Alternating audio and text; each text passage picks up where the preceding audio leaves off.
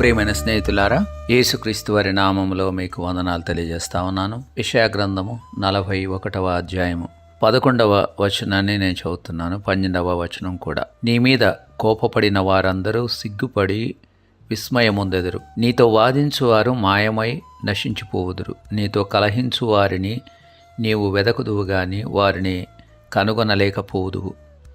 నీవుతో యుద్ధము చేయువారు మాయమైపోదురు, అభావులవుదురు అన్న మాట ఇక్కడ మనం చదువుతున్నాం.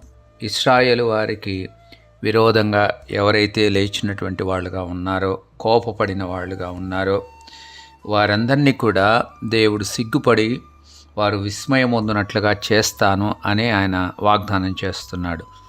ఇంగ్లీష్లో చదివితే they shall be as nothing, అనగా వాళ్ళు అభావులుగా ఉంటారు.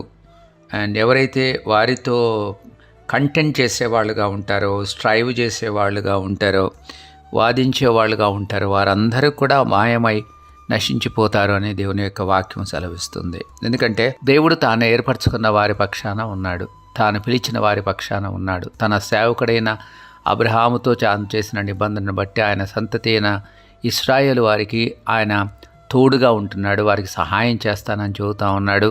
సో తనకు విరోధంగా, అనగా ఇశ్రాయేలు వారికి విరోధంగా ఎవరైతే వెళ్తూ ఉన్నారో, శత్రువులుగా ఉంటున్నారో, కంటెంట్ చేసేవాళ్ళుగా ఉంటున్నారో, అలాంటి వారందరినీ కూడా దేవుడు తీసివేస్తాను, అభావులుగా చేస్తాను, పూర్తిగా లేకుండా చేస్తాను అని ఆయన వాగ్దానం చేస్తూ ఉన్నాడు. నీవు వారిని వెదికినా కూడా నీవు వారిని కనుగొనలేవు అని దేవుడు వాగ్దానం చేస్తున్నాడు. ప్రియమైన స్నేహితులారా, దేవుని బిడ్డలుగా నూతన నిబంధనలో మనము నూతన ఇశ్రాయేలుగా పిలువబడుతూ ఉన్నాం, అబ్రహాం యొక్క సంతానంగా పిలువబడుతున్నాం. ఈ వాగ్దానాన్ని మనం కూడా చేపట్టి మనం కూడా అడగవలసినటువంటి అవసరత మనకుంది.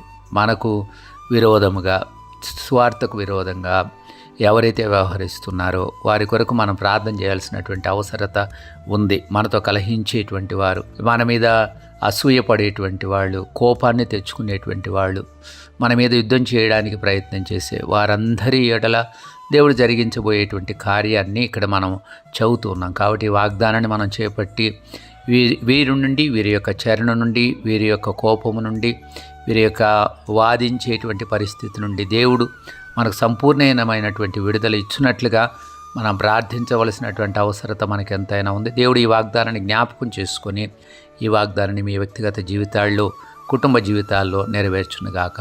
ఆమెన్.